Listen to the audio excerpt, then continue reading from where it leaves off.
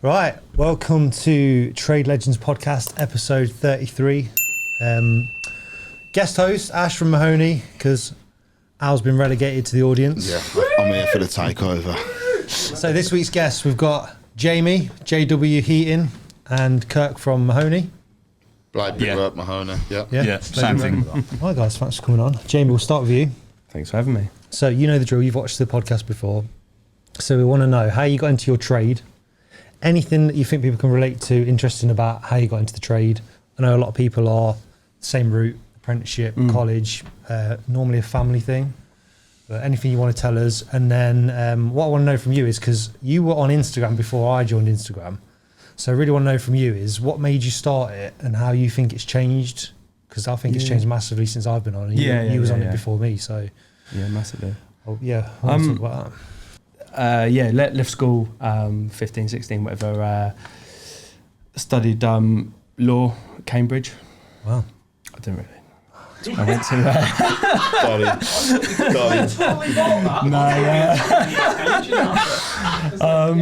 No. I went. Full time. Crawley College, plumbing, literally learning the basics, pipe bending. So you weren't day release full time at college? For the first year. Right, yeah. First year. Done that for a year whilst I was part time at Halfords.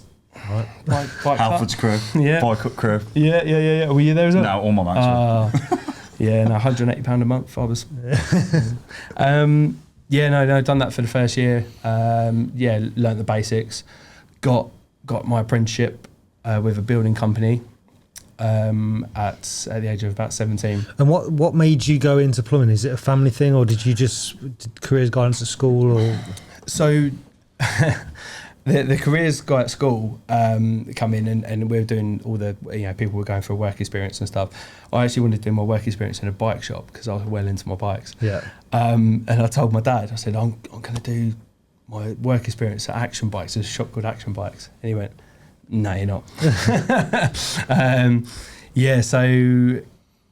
What got me into it? So it was actually my dad. Like, my dad's a massive influence on me. He said to me, he's like, well, in our trade, my dad's a carpenter, my uncle's an electrician, my granddad was a painter and decorator at the time.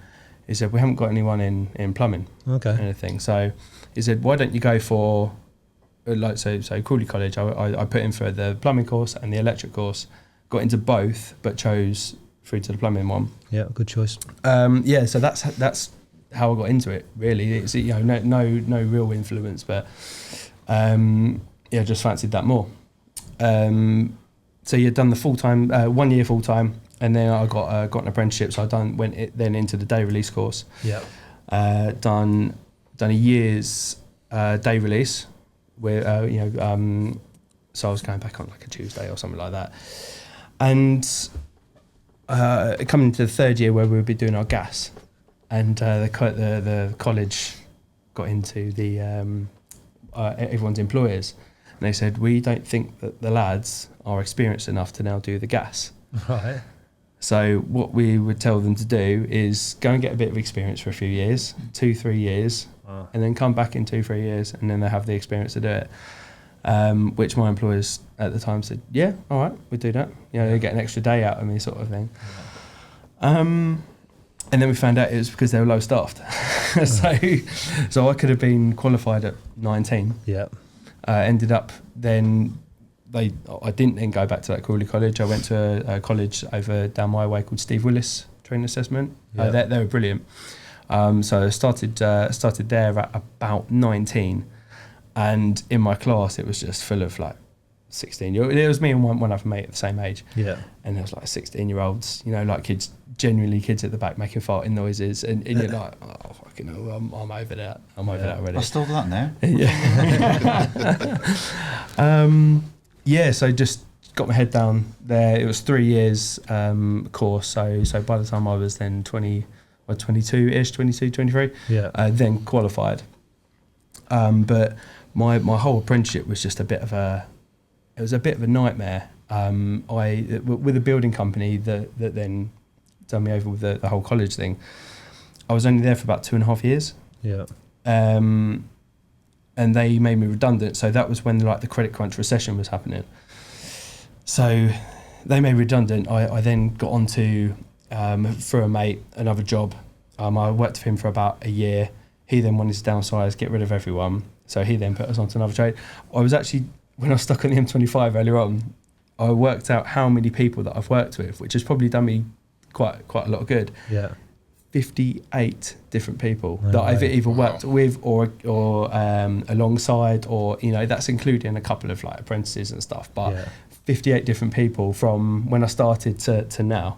And that's just the ones that I can remember from the start. So it's probably done me quite a lot of good. Yeah. So you're going to name and thank every single Yeah. So what I wanted to ask you was, because I did day release from day one, doing full time at college, did you feel like you were learning anything, or was it not until you got out on site and did the day release that you started to actually learn the trade? Yeah. You learn. I'm a hands-on learner, so yeah. Because I can't imagine learning it from in a classroom. No. Well, funny enough, I've got a good example. So at the time when I was full time at Crawley College, obviously you're learning systems and stuff like that, but you don't, because you're not physically doing it. You don't, you know. I didn't know what done what really, and a mate of mine's mum said, "Oh, bath taps are dripping. Can you come and fix them?" Yeah. I said, "Yeah, I can see that." And I remember opening the airing cupboard. Page in the book. Yeah, I remember opening the airing cupboard and just going, "What valve do I turn?" And like going back now, thinking back now, I was turning off like the lock shield to the return of the cylinder, and running the taps, going, "It's not working." I don't, like that. It's crazy. Like you could do a year of in a classroom and not really learn anything, because it's all about the real world. Yeah. Oh, 100%. Yeah, I think experience. Even that's finding the stock tap.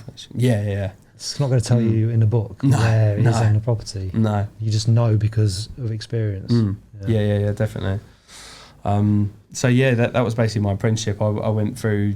I worked for 1, 2, 3, about 4 different companies and an agency throughout my apprenticeship. So I was here, there, and everywhere. But that experience was pretty much priceless. You know, working with so many different people, you find out how people do, you know, people's best things they do, people's worst things they do, and then you take, you know, So I didn't get that till way into my career, because I always worked with my dad and Kev. So it weren't till Kev left and I was on my own. I went to work house bashing with another plumber, and it's like, wow, because it just did things different. I've never seen it before, because I always worked with my dad and Kev. So you got that early on. Which is what I tell people is why Instagram is good, because like you say, you've learned from 58 plumbers to make you what you are now. If you're following, let's example, 200 plumbers, and your day job is you fit in bathrooms, so you're following 50 gas engineers that are installing boilers, 50 bathroom fitters, 50 boiler repair guys, and then 50 sort of jobbing plumbers that do a bit of everything. You're going to learn all the tips and tricks off all of them, and get all that knowledge. And you can do that on social media. You obviously did it in the real world. That's why I think Instagram especially is good. People sharing knowledge, and you can get all that knowledge. Oh, massively, yeah. Like it, you know, there are a few things that you see people do, and you think, well, I was doing that 18 years ago or something. You know, there's nothing new about that. But there are other things that you go, genuinely never thought of doing it that way. You know, and it is quite interesting. And if I see someone doing something different, and I try it myself, and it is, well, I'll always comment on that, saying, you know, that was you know, a good shout or whatever. Yeah, but I mean, you were saying about the Instagram as well, weren't you? To the main, funny enough, the main reason that I started the Instagram was through Tony Dumble Unequaled Heating, who should be here tonight, but blew me out, blew us out, blew everyone out. No, fuck you, Tony. If you're watching, wanker.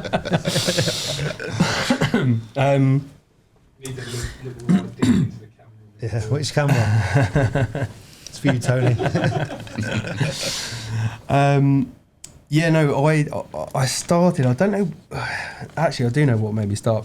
So my missus is a veterinary nurse. Yeah. And she was on these veterinary nurse forums, and she was always going, oh, this person's saying this and this person's saying this wrong, and I thought, I wonder if there's any for my trade. And I looked on the forums, and there was gas chat, and there was heating and plumbing group or something like that, and I thought, Yeah. oh, I love a bit of that. I'll go onto there and have a look. And I started posting some pictures of my installs, and they were getting really good reactions with people, and 95% of the comments would be, really good workmanship. There'd be someone that's, Yes. on that clips 2-0 out, and and they would get battered for it, to be fair. And it was then, that was how I met Tony, through the forums. Yeah. And it was on one day he said, if anyone's on Instagram, check my page out. So I went on there and had a look, and I thought, oh, that does look good actually. And I thought maybe I should start doing my own. I actually started posting on my personal page for about 6 months or a year or something. I thought, I'm not really getting anywhere. So I then started a business one. And then, to be fair, my business one's been going for since 2015 now. Yeah. And I'm so close to hitting 10k. That's all I've been going for. I go up to 9,500, and then 20 people unfollow me or something. Do you post? Are you thinking about it, or do you just post when you've got something? No, because a lot of guys, I know you. You I'm a serial poster. No, similar to me. Yeah. You're making content for Instagram, whereas you are working, and then when the job's done, I can put that on Instagram. That's kind of your. I like to my page is. Well, I don't want to big myself up. I like to think it's quality over quantity. There's some people that post some stuff that you think, what are you posting that for? I don't know. But then maybe that's what I need to do for growth of social media. But Yeah. I know you need to be posting, sort of 2-3 times a week. I think it's about effort. You get out what you put in. So if you're regularly posting, Instagram's going to support you with the algorithm. Mm-hmm. And the more you post, the more people are going to see it, the more followers you're going to get. Yeah. So you can't expect to get something if you're not putting it in. So I think sometimes as well, people just want to see just regular stuff anyway. They want to see where you are, what you're doing, what your day-to-day life is. For me, my main posting is time lapses. I ain't got to do nothing with it. You get there in the morning, you talk through your job. I'm doing this, and this. Put a time lapse on, crack on, go back out of hell, do your job, and then it's a good video in the day as well. Yeah, and the stories as well are great, because then people can sort of feel like they know you, rather than just your Mahoney. I'm following Mahoney Brickwork. Yeah. They start calling you Ash. Yeah. I've had loads of customers. I'll go there and I go, I feel like I already know you. Do you feel uncomfortable with me? No, not at all. It's fine. They're just because they watch on a day-to-day basis. They see you just talking to the camera. Yeah. And that's what I think's a mega thing with it, to be fair, is they see your work before you get there. They feel like they know you before you get there, so they're comfortable around you. Yeah. And then you put the bill in and make them uncomfortable. No, stories wise, I'm on there every day. Yeah, it's the grid post that I'm terrible at. I think, I don't want to post that one because I don't like, how that old pipe used to come in and I can't do anything about it. Or I don't know, something like that. It's tricky because obviously you care about it, but you've got to think sometimes it's real world. That pipe's there. There's nothing you can do about it. Yeah. And if someone says, "Oh, look, a pipe," you can, most people know it's because that's how the house was built. It was there. You can say, oh, you can repipe. You could be fitting a boiler, and if you wanted everything to be perfect, you can repipe the whole house, but no one's going to pay for that. Yeah. So you just got to do the work that you're there to do, and you're being paid to do, and do the best you can. And if there's something in the picture that's existing, you just got to get over it, mate, and post it. Yeah, definitely. Yeah. I feel really bad. I got Conex approached me about a year and a half ago, 2 years ago. Yeah. And they've got me as a brand ambassador, and on their thing that I signed, their contract, it was like, you've got to post once a month. Yeah. Grid post, you've got to do, 3 stories. And I was like, yeah, that's easy. And then 2 months had gone, I hadn't done anything. I thought, I really should start doing that now. But no, that was quite a big thing for me, because it was only, I'd had my page going for 5-6 years, and no one had ever come to me and asked me for stuff like that. I had the odd person, ask me, I'm thinking about making this, would you promote it for me? And I don't really like that idea. I think it would just be, like you were saying earlier on, just promoting something that you don't actually like. There's no point of it. So, but that's do you think that that's what Instagram has become now? Because I'm very picky on who I work with and promote, so I don't do it very often. And hopefully when I do promote something, it has more of an impact and it's worth more for the people that are paying me to promote their stuff. You see a lot of people now, I see it a lot on TikTok as well, where they just come on and say, I've just popped on to show you this. And you can see it's an advert, it says commission paid or whatever at the bottom, but it seems to me like it's more and more every day, rather than now it be about the work, it's about selling stuff. Yeah. And what you were saying about Conex, so when someone comes to me and says, do you want to work with us on this product? If it's something that I use and I think it's good, then yeah, I can. But what I will say, and this relates to what you just said, if I'm going to work with you and promote your product, it will be on a real job. If you're telling me you want one post a month, if I've not got a job that month that uses your product, I'm not going to make something up. Yeah. Just for that. It's got to be a real job. So you might have to wait 2 months for me. Yeah. But then when I do show it, it will be on a real job. It will benefit the person who's watching it, because it won't be just, these are great, go and buy them. It'll be, oh, this is the problem I had. This was the solution. Or these are really good in this scenario. I use this on this job because, and they benefit something from it. Yeah. So it's great when someone comes to you and says, can we, work with you? And you think, oh yeah, this massive company wants to work with me. Especially when you've got a smaller account or it's your first sort of job offer, you might think, yeah, I want to do it, but you just got to think it needs to be real. Yeah. Because if it's not real, trades people will see through it straight away. Yeah. Turn off from it, don't they? Yeah. It's like ourselves. I mean, the Unilog products, I reckon probably the past 6 months, I think I've done 3 real times which we've used it with them. You know what I mean? Non-paid promotion. And one, we was finishing the garage off, had a brick on edge course to do over the soldiers, and I used my Unilog hat to help me do that. Second time, I got back late from a job that was up in Hereford, and I had to empty my van, the bricks that was on my van, onto my tipper. Yeah. And then recently the lift shaft we did as well. Yeah. So there was nothing else really that I could have done. That's all you need to see, because you're using it for a real reason. Yeah, exactly. And if you show that, 3 times in 6 months, it's going to be way more impactful than if you're saying about it every week. Day, look, go and buy this, go and buy that. What really has been not pissing me off, but frustrating me lately, and it's happened to me in the past. So you've got let's just say a well-known tool company, and they're doing a tour around their HQ in Germany somewhere. So they're inviting a few influencers to come and have a tour around a factory. So you've got an apprentice who's not qualified yet, right, getting invited to a factory because they've got a few thousand followers on Instagram. Yeah.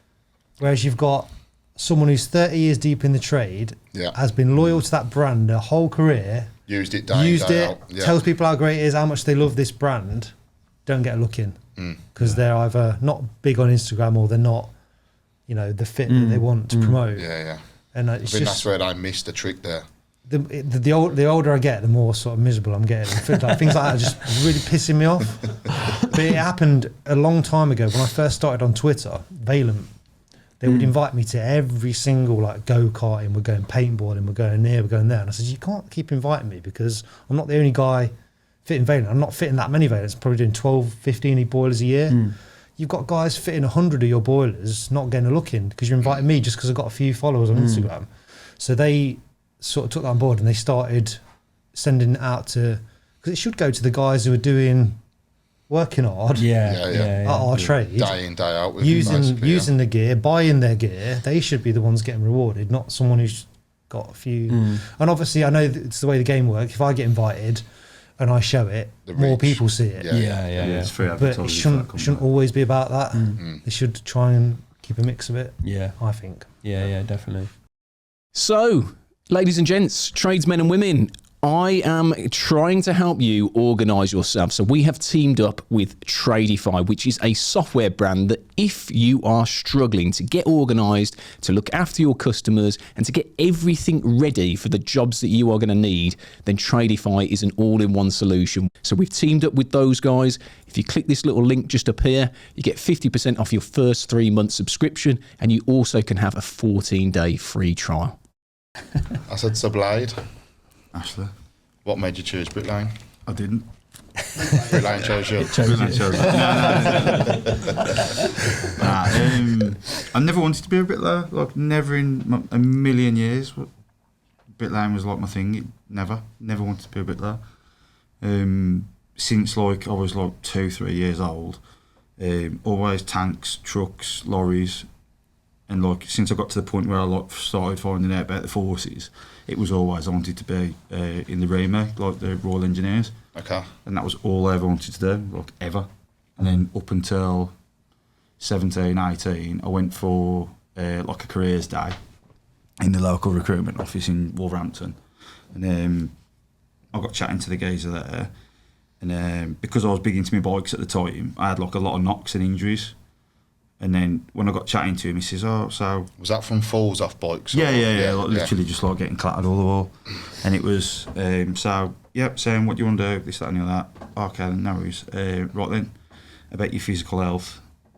Have you got any injuries? This, that and the other. I says, "Yeah, I got pins, plates, arms, elbows, this, that and the other." And the second I said about my knee, he was like, "Yeah, sorry, we can't have you, mate. You're no good. Scrap. Pointless." You wouldn't even like last 5 minutes on the like the treadmill challenges. Like, how did and you to be feel fair, from I that couldn't. point I then, can't run. if that was your goal of what you Oh, wanted? it brought me into, man. Brought me into. Like, I was literally like, I was heartbroken because it was like all I ever wanted to do. Like, all my mum and dad were always like, "Oh yeah, he's going to join the REMA." Because my granddad was REMA as well, so he was like, "Oh, so proud. Kirk's going to join the REMA." Like. Was that part of the influence of why you was heading towards that? A bit, yeah. Because obviously he left. He served his national service. And then obviously he did what he did, and then he left into a trade. So he was like a engineer, electrical engineer, I suppose. And that's all he ever did. And I kind of think that rubbed off on me a bit. So obviously, and I was just into tanks and trucks and stuff, and it was just cool. But then yeah, when I got told that, like that broke me in two. That did, and I just remember. Like, I remember like the back of my mum and dad's house. Like I had a girlfriend at the time. I won't mention the name because it caused me issues. But I was breaking down. I was breaking down. No, I was breaking down in the back of my mum and dad's garden, and I was like crying my eyes out. I was like, was she still in the back of the house as well? No, she's under the slabs now. And I says, "Can I get Amy not to watch this on YouTube?" But yeah, I remember breaking down, and then as I say, like I was heartbroken for that week, and then my mate come round and he says, "Well, what are you going to do now?" And I was like, "You tell me out." Because I was in the cadets, I did all that, like, and I had no idea what to do, and he just says, "Well, my dad..." What age was this at? What age was you? About 17, 18. Okay. So my mate was like, "Well, I need..." No, sorry, I was labouring at the time. I'll tell you, I was labouring at the time, and obviously... 4 bricklayers? Yeah, 4 bricklayers. Okay. So I was labouring for Mark and Kev. I was only like 17 at the time. And obviously I wanted to go and do the forces, and then that canned off. So then it was just like, well, what do I do now? And they were just like, "Yeah, I need you full time. And then that's all I did. It was only like a job just to get me through that summer, like, you know what I mean? Yeah. Just to get me like a bit of pocket money, but just stuck at it, and that's it. Here I am now. So who was the one who gave you the chance on the trail while running the yard for X amount of years? Did you go to college, or did somebody give you the opportunity? I was quite lucky. I was on the odd for about 6-7 months, and then I literally went into a bricklaying apprenticeship with a chap called Russell Flynn, and I stayed with him for got to be 9 years at least. Yeah. And then, as I say, like then when I left Flynn, I went on for a number of companies. One of them's based around here actually. And then I went on for another management company, and then I set up my own company, and then obviously I started Blade Brickwork, and then I did all my own stuff for a couple of years, and then I say, well, and here he is now. Things went tits up for me. Like as we were saying earlier, you wouldn't promote business. So I'm not the guy for business. I've learnt that now. Like I'm not a businessman. It didn't work well for me. It didn't suit me. Mentally, I think that's the thing with a lot of financially. us coming into it. Yeah. Is the whole, are we gonna, look, my forecast was just I want to be a bricklayer, that's it, and ended up with a business, and you learn on the job. Like that's what I didn't struggle necessarily with, like the paperwork side of things. The paperwork was, it was a chore, but it weren't hard. Like the thing I really struggled with was like finances, like my staffing, because I'm soft touch. I'm not like you working late. Like you're at late, you're late turning up to work, I'm charging you the hour, I'll be like, okay, mate, don't worry, really. And it'd just carry on, and like, I'd just digging myself an hole. And I could see it happening, but I just carried on letting it go on. But it was one of them, it was just, I've just found out as a person, like, as a businessman, I'm not very good, but as a role with no finances involved, like, I kind of thrive at that, like. Yeah. So, like, as a foreman level up for yourself, like, I think I thrive as a foreman more than anything. Yeah. But, like, being, like, the man at the top where you've got everything to deal with, as opposed to just the stuff on site in front of you, that's where I really struggle. And I say that's where I'm now. And I feel like... I think that's where I find since Blade's been in with us, you're probably coming up to 12 months now, and you're not far off 12 months. And it's a big weight off my shoulders, whereas everything on site was all on me, everything behind the scenes is on me. Yeah. Whereas now, Blade will go off to a job and sort stuff out for me, which will leave me the opportunity then to deal with more the business side of things. Yeah. Instead of being like, oh, I've got to get there and do this. And let's just say, for instance, we've just finished a school project and there was some snagging to do there. Now, I said to Blade, there's this and this you need to go there and do. And you went there, done it, absolutely fine, no problem at all. I know then I haven't got to go and check it. He's already been in a position of running the business, knowing how, and then job should be finished and finalised and handed over to the customer. Yeah. Yeah. And it takes that big stress off. So I think that's where it comes in quite well. Yeah. There's two of us where we're both from the same background, both don't like business, etc. I feel like I am too balls deep into it now to even think about giving up. I remember you saying this to me. He said a few I fantasise over it all the time. Yeah. I've always thought, because I'd love to be on the tools, and I've always thought, I'm just going to wipe it off the way and done.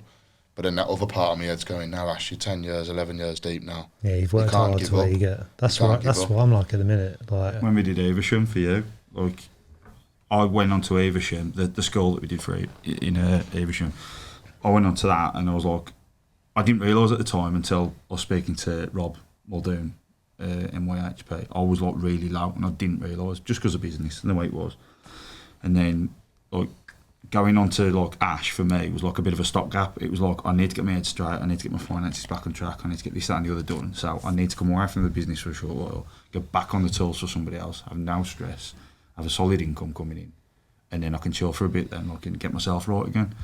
And that was like, that difference in like running a week to week business to then going back on the tools for somebody else is like night and day difference.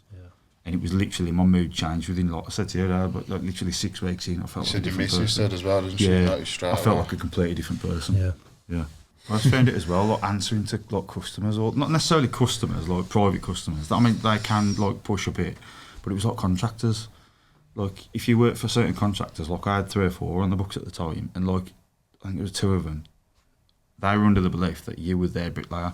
Yeah. Like, you work for them and nobody else, like, and then because they wanted you 24/7, you weren't free to do anything. And then if you did have a day off from their job and went to another job, they were just literally like, phone call every 10 minutes. Yeah. We need this doing, where are you? We need that doing, where are you? And they're like, give me a break. So it was always like, yes, I'll do it, yes, I'll do it, yes. And the only person that suffers is yourself. Oh, yeah. And then until you stand up and you say, like, no. Look, I put it in the thingy group not so long back when I walked off that Sutton job. Yeah. And the contractor, he says, all the stuff's going to be there at 1 o'clock. Okay, then Rob, no worries.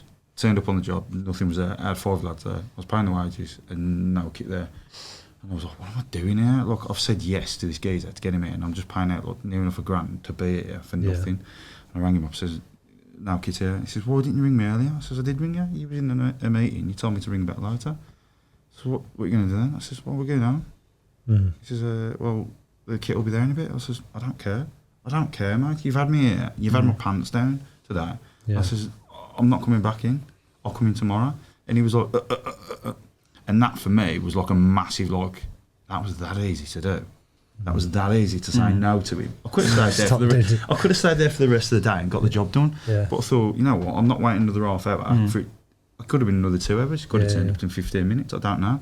But that moment where I just said no, that, like, I think that was like a big thing. It just changed my, look, I could just do it that easily. Look, it's an important thing to learn early on if you can. It's okay to say no, because otherwise it's just going to bury you.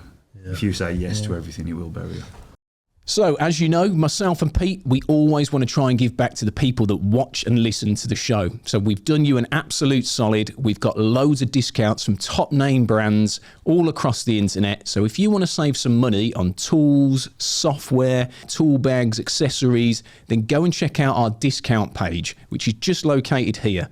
Hopefully there's a saving on there for you, and that's a little bit of a thank you from myself and Pete for supporting the channel.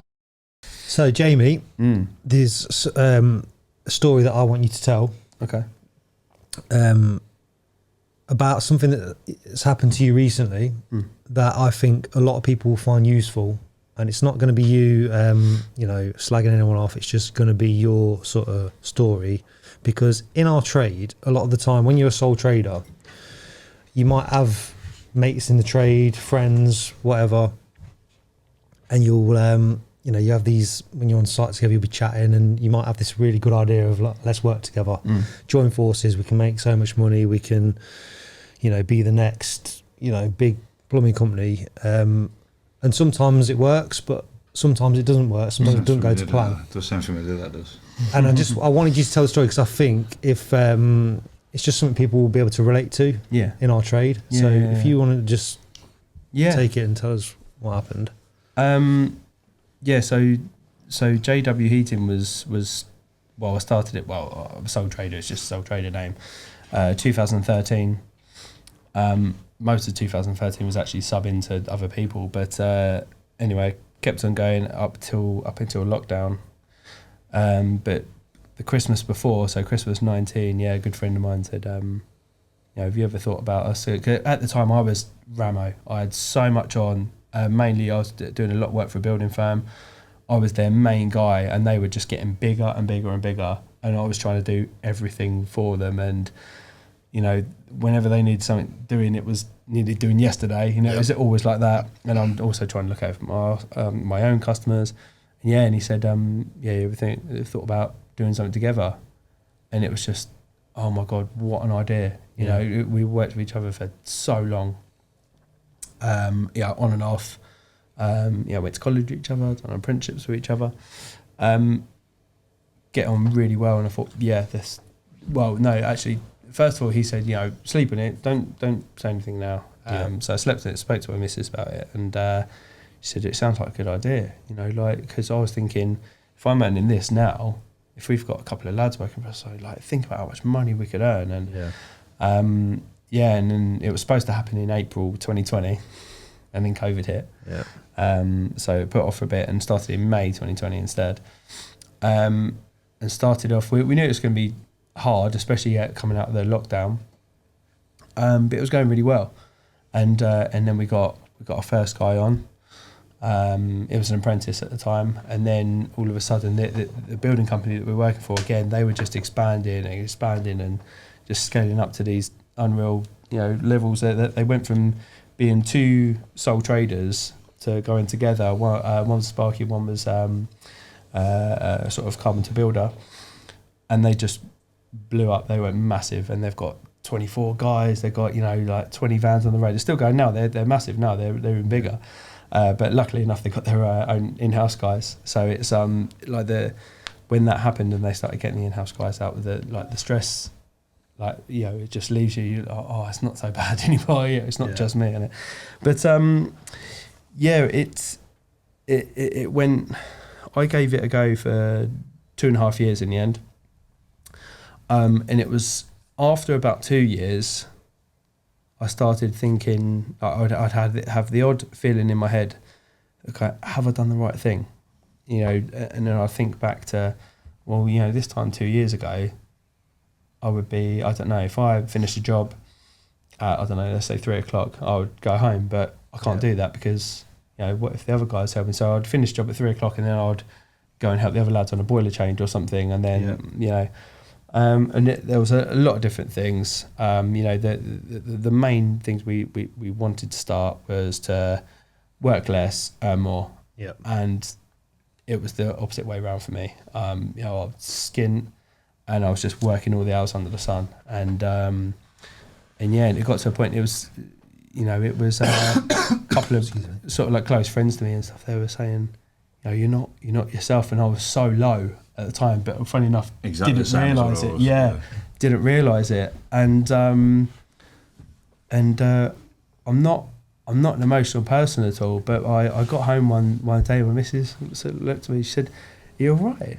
I just burst into tears, and she said, like, "This isn't you, like something's not right here," like, and that was the turning point. I said, I can't do this anymore. And it was all the anxiety as well, like the anxiety of, I went for 7, nearly 8 years on my own. Subcontractors here and there, never had anyone help me out. I worked for me properly. Yeah.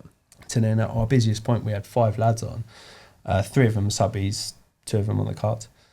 And then, you got this bill, sick plumbing bill coming in, 25 grand this month, and you got this and that. And I was just like, it was killing me. It was horrible. And that anxiety of knowing how much money is going out, and then you look at your account and you go, well, we've got this much owed to us and we haven't got enough in to pay ourselves, let alone pay the sick plumbing bill at the moment. And it just wasn't for me in the end. And I had to have the awkward conversation, and sort of like, I wanted to leave on good terms and everything, and fortunately it hasn't quite gone that way, but it's one of those things. It just shows how powerful business and money is. And I'd say, if you're thinking about going into business with someone, then really think about it. Yeah. I like to think that I just sort of, if I'm honest, sort of pound size in my eyes. It's hard not to focus on the idea of it working. Yeah. It's hard to think about what if it don't work. It's a human thing. And like I said to you on the phone, it happened to my granddad, 40 years ago. It's happened to you now, it'll happen again. It's a good idea, and sometimes it will work out, but a lot of the time things don't work out. And then do you feel like, because now you've had to go back to being Jamie Wild, self-employed on your own, do you feel like it's put you a step back, or do you feel like you've learned from it? Oh yeah, definitely. I wouldn't take any negatives out of it now. I'm only taking the positives out of it. Yeah. So for me, like the experience I learned through that is priceless. Like just about to say that I think all experience is good experience, whichever way you want to look at it. Something can be really bad, but you can still, as long as you learn from it as a good lesson learned, basically. Again, you sound a bit of an arsehole saying it, but help people out.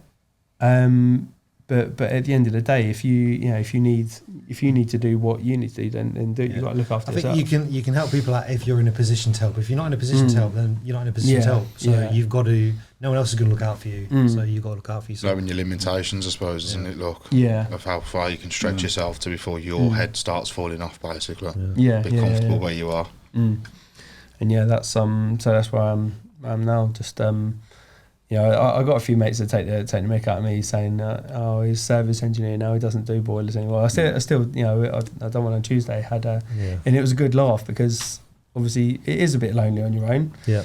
You're driving here, there and everywhere doing boiler, servicing breakdowns. And we had a good laugh. There was 4 of us, and we got a combi conversion done in a day. Yeah. And it was it was a good laugh. Getting it done, and I do miss that side. But that's the beauty of our trade. You're servicing now. This time next year, you might be back fitting boilers. You might even be doing bathroom suites. You never know. You never know what's going to happen. Wouldn't go that far. We've spoke to people in here before, and it's just something happens. It's an opportunity. You'll be doing a job for a guy. You're servicing his boiler. And he's like, oh, by the way, I've just bought 6 holiday homes. They all need a new bathroom. You'll be like, well, okay. Yeah. Anything can drop. That's the beauty about this game as well, isn't it? Look, anything can just drop. Yeah. We've got work coming up and stuff like that, and I've received a really good phone. I'm not going to talk enough on about it, because it's something that's going to be really good up and coming. Yeah. And as soon as that phone call come through, it was like potentially 5-6 months worth of work, bat out of hell. Yeah. On something called Mega on our doorstep, basically. Look, and that's really the beauty of it. On my doorstep. Not my doorstep. But he's starting an house on his doorstep in 2 weeks' time anyway. So it swings around abouts, but I mean, that's the beauty of it. Like you said, then you go and do one job. I've just bought this and I want this doing, and just a conversation leads on to more work anyway, doesn't it? Yeah. As I say that, look, I feel kind of cheated there, because literally everything you've just said was what I did. So like I've got nothing to explain now. But like what you're saying then about like it literally drops like that. Like the house that we're doing in Lillishall now, that was just a phone call, and it was one of the jobs I was supposed to do for one of the contractors I used to work for. But they had like loads of problems with legals and planning and this, that and the other. And then it was kind of put off, and then I was like, oh, sorry, I don't need it anyway. I'm going to work for somebody else because I want an easy life myself. And then he rang up, no, that house is done now. Do you want to do it? I was like, well, I'm not really in the position to do it now. I work for somebody else, but I can pass you the number on. He goes, yeah, Sam, we'll do it. And then that now has led to like... I'm still a yes man. I say yes to everything. Yeah, but that has having led... the size of the team, which we've got, there's 10 of us at the moment, which we get through a hell of a lot of work, and I want to grow on that as well. So the more I say yes, the more like we keep up with everything we got on. I'll never let anyone down. I never have. Yeah. But I still want to grow, and I want to add more people to the team. And for me, in my eyes, I need that work consistently. So I keep saying yes, even though I've got loads at the minute. Yeah, we'll do that. We'll do that. I think we've had bricklaying, as I suppose with yourselves as well, because if you're getting repairs and stuff coming through, you can't really forecast where you're going to be and what's going to... You get 10 repairs come through in a week. Yeah. And you think, so you can't really book ahead months and months and months. And it's the same with us. We just... For me personally, I've always just took it as it's landed on our doorstep. Yeah. And that's the same with that. He said, do you reckon get this? And I said, take it. You can plan a few weeks. Take it. It's the same. We've just done 5 bungalows in Shirley, and he said, when do you reckon we should get... We had a school start, and I went, no, you're going to start that. Get on the job, get there, put the first brick down. It's our job then. We're there. And built them, and then we're on to the next ones now and moving forward with it. So I think that's just a grab and go basis. Coming back to what you were saying earlier about literally it can change overnight. Like that house you're doing in the Lillishall, that come to a conversation where there was like, off the back of that, there's a big package that could be done for like 50 plus properties. Yeah. Whether it does go through or, but like, it is literally just like, it can drop on you like that. Yeah. And sometimes you'll switch think, up on your salaries. oh, I've not got much to do today. I've got 2 services in the morning. I've got the afternoon free. I'll clean my van out. I'll do some paperwork. But it never happens. The phone rings, an emergency comes in, someone else rings. You never really get the time. Sometimes I do believe as well, though, it depends on what stage you are at. Like, I think I was probably pretty much the same with Turner, but I'm glad I did the hours that I did do. Yeah, you've got to do them. You have got to do them now, sort of thing. So I think if I didn't do that, I probably wouldn't be where my Honey Brickworks is now as a business as well. So I did spend a lot of hours, and I was going to work, and I was coming home. I was in the office till 1, 2 o'clock in the morning sometimes, but that's paid dividends for me now, sort of thing. So it's finding that, like, it's a double-edged sword. It's just literally, it is one of them. Do you sacrifice that to get that, or do you not do that? Maybe you still will get that. You'll never know. Everyone's journey is different in that sort of sense as well, like, you know. Yeah. But I think I'm pretty much the same. Kian's, so I'm split from both my kids' mums, like, you know, and my son's been a long time, daughter's fairly recent, last few years. And with my son, I did work a lot of weekends when he was younger, and I'd miss my time seeing him, and I'd work. But now, as you know yourself, like, more weekends now. Sometimes if I need to, I will do. It's rare. But 9 times out of 10 now, I'm like, nah, I do enough hours Monday to Friday, Saturday, Sunday's kids' time. That's it. Yeah. Maybe sometimes on a Saturday night I'll do some work when we're in bed or whatever. Generally Sunday evenings when I get home, 6:30, 7 after dropping them both back, I'll go and turn in and tune in for work, then ready for Monday morning sort of thing as well, like, you know. You say you do get a lot more kid time. I've noticed that since I've been working with you. You have got a lot more kid time in. So, like, again, it's experience, it's learning. Yeah, it's been, look, with more kids have got 10-year age gap between them. So I was a dad at 19, and now I was a dad again at 28. There's 9 years difference between them. The dad I was then to the dad I am now, I'm a different bloke. I was a kid then, teenager. Now I'm a man, so it's that learning as well. Look, going, okay, now did that then. I'm not going to do that now, sort of thing. Like, you know.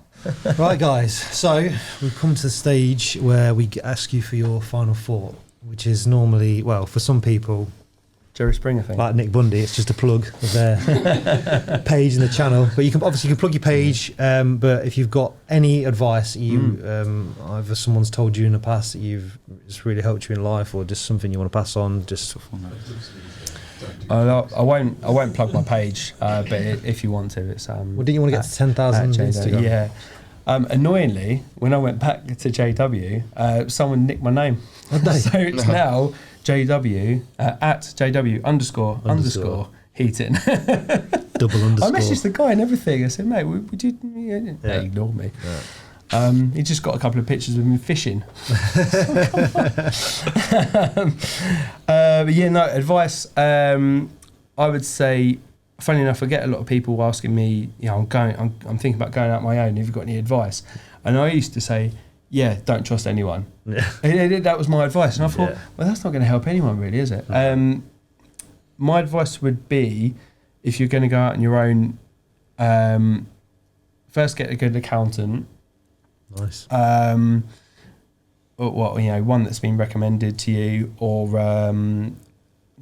or one that's got good reviews or something. But secondly, sort of software as well, keeping up to date with invoices, with quoting, with, as it stands at the moment, I've got I just do everything on my Google calendar, and I colour code everything. So when it's booked in, it's let's say blue.